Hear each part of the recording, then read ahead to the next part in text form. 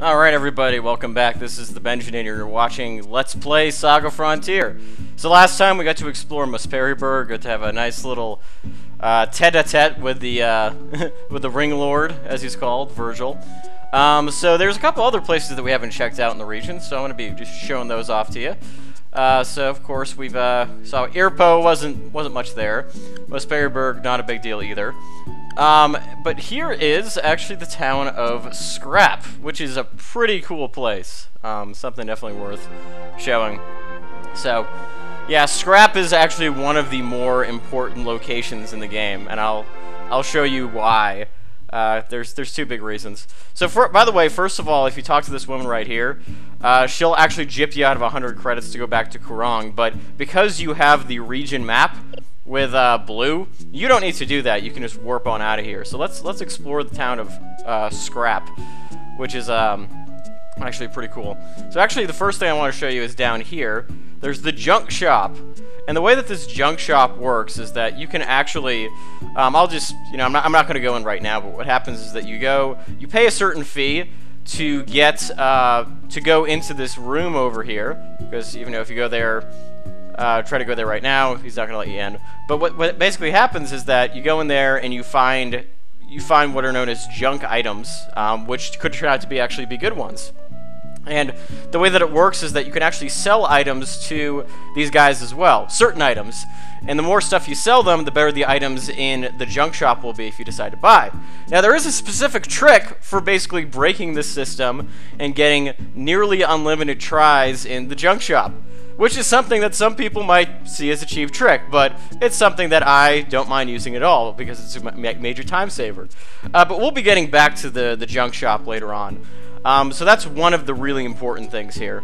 And also, there is an inn, and the one thing that's kind of cool about the inn is that robot right there, that's a unique sprite.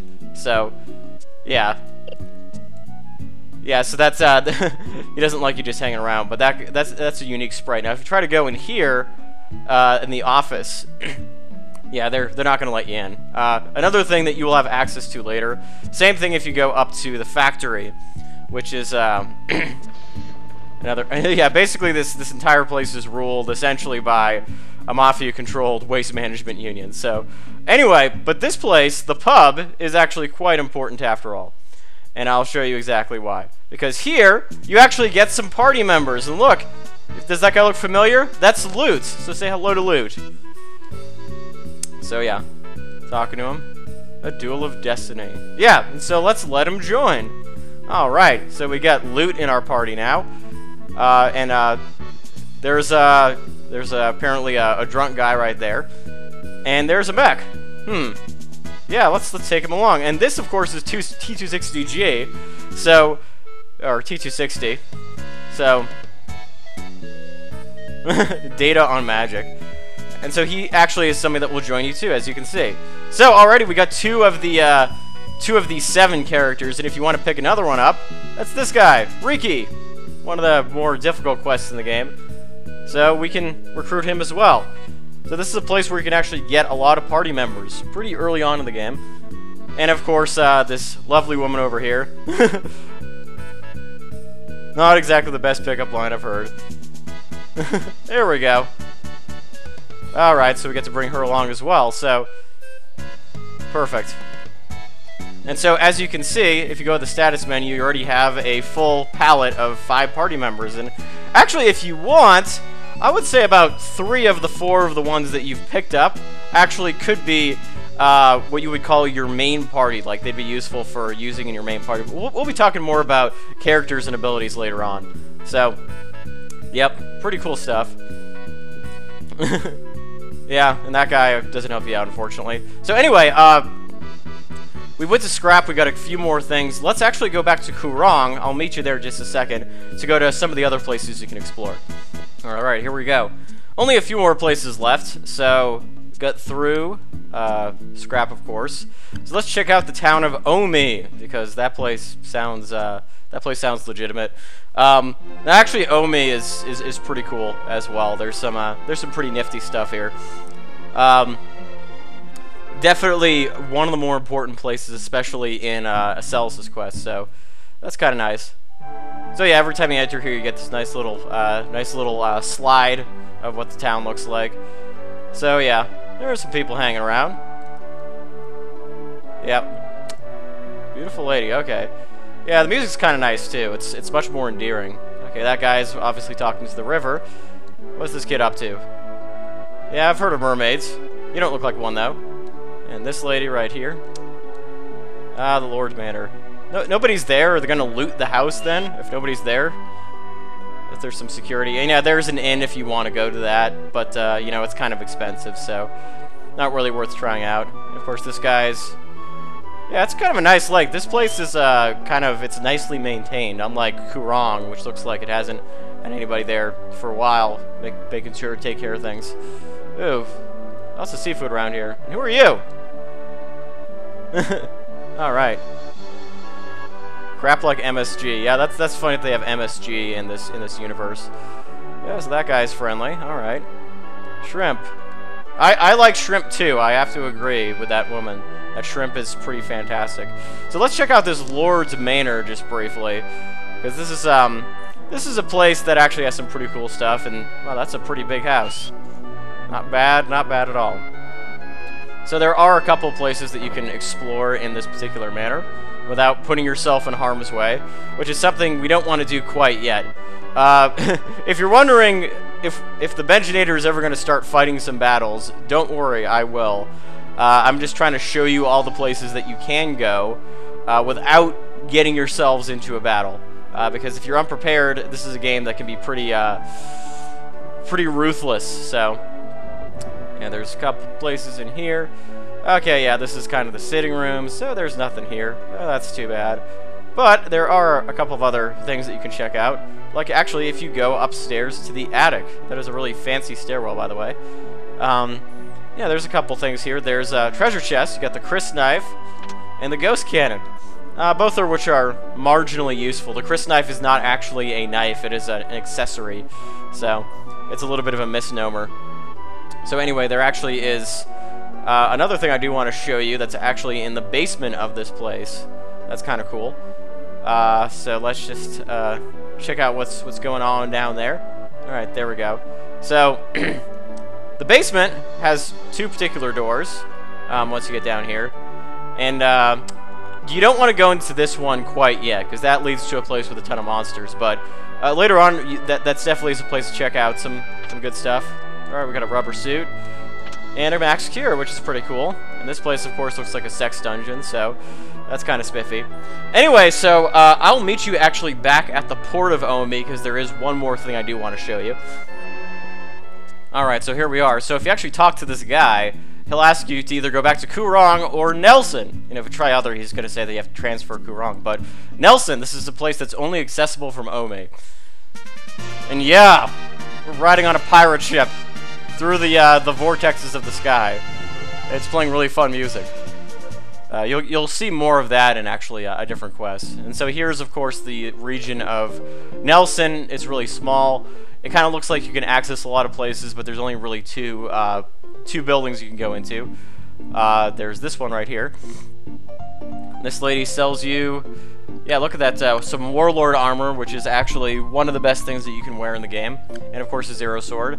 And, well, shell shields and bucklers, which are awesome. Shields, by the way, are fantastic in this game, but there are better shields than shell shields and bucklers, so just so you know. And there's also one other thing that's worth checking out, and that is right here. This is a nice little, basically a skeleton strip bar of some sort. So that's kind of different. But, the only pleasure in your life. Well, at least he's looking at a woman instead of a skeleton. But this guy is important because this guy you can actually purchase gold from, and he always sells it at 500 gold. And so remember there was the gold exchange in Kurong. Well, later on we're going to be using a trick to manipulate that gold supply and effectively give ourselves a buttload of cash. Let's put it that way. So anyway, I will meet you back at Kurong. There is one more place that I do want to show you before I end this video. So I'll see you back at the port. Alright, so here we are once again for the 80th time. Alright, so there is yes, there's Baccarat. So I might as well show this place off. And if Baccarat sounds like a place where there's a lot of gambling that's done, you would be very correct indeed. You'll see very shortly what I mean by that. So, there we go, Baccarat. Oh, sorry, I didn't mean to skip it, but basically what you're seeing is just a big skyscraper, and so this is actually a big casino, as you can see. Got gambling addicts. Reminds me just like the state that I live in, so emergency money. Yeah, so you got all these people playing, you know, blackjack and roulette, and all these folks. What does this guy say? Bring another sucker to my table. Yep. Just sucking the life out of people, yeah. They're doing pretty good. Yeah, sorry if I'm going a little fast. I mean, they're more or less saying the same thing, but it is kind of fun to just see what they're doing. Oh, I got a kiss from the bunny girl. That's so cute. Moment of life or death. Yeah, if he roll, you know, if he's if he rolls a 7, he might owe 40,000 credits to the casino. So, yeah, there's a couple more fun things here. Guy with the mohawk hairdo. That woman right there actually looks kind of familiar. Yeah, you'll see later on who she is. It's kind of fun. All right, so all these people are preoccupied with the slot machines, which is very accurate, by the way. It's living in Reno, you see that a lot of people get kind of glued to those things, and they don't really notice that they're looking up or away. So, Mahjong. This is not Mahjong. All right. All right. So everybody's gambling away. That table's reserved. Okay. Yeah, I mean, there's not really much significance to these guys, but it's kind of fun to see, just to see what they say. Don't let him win. Just let me win. Yep. Oh yes, Gotham's greed. That's what we got here. Ah well. So yeah, so this is actually the upstairs hotel bar, which is kind of cool. And this nun cracks me up, by the way. Yeah, you keep talking to her, and then she's just playing blackjack. She just keeps saying different things. She's obviously not. You know, it's a good thing she's not a Catholic nun. Otherwise, she'd be violating some form of sacrament. Oh, that guy's trying to hit on the woman. That's hilarious. So yeah, and then if you try to keep going up, it says employees only. And so let me just show you briefly too. You go to the port, you go back to Kurong. The casino takes you just down to where you saw it before, but there's also the parking lot. And you can go to the hotel, but that's just a series of endless rooms and stairways, so it's nothing that important. All right, so this is I never quite figured this out, but in a world where regional travel seems to be only done by spaceships, why would you need these cars? Unless they got some, like, turbo boosters or hovercrafts or something. These are kind of nice cars, though. And, of course, the parking lot does become important a little bit later on. But for the time being, you don't have to worry too much about it. Alright, so we've seen Baccarat, we've seen Scrap, which is really important. And we saw Owmi. So three fairly important regions. So, on the next video, we're going to be seeing the last one that you're going to be able to go to, Shingro. And then finally, we're going to be going into discussing battle mechanics and setting up your party and all that other preliminary stuff. So, you know, if you're wondering when we're actually going to go on with the storyline and the quest, don't worry, we're getting there. I just want to make sure that you're well prepared.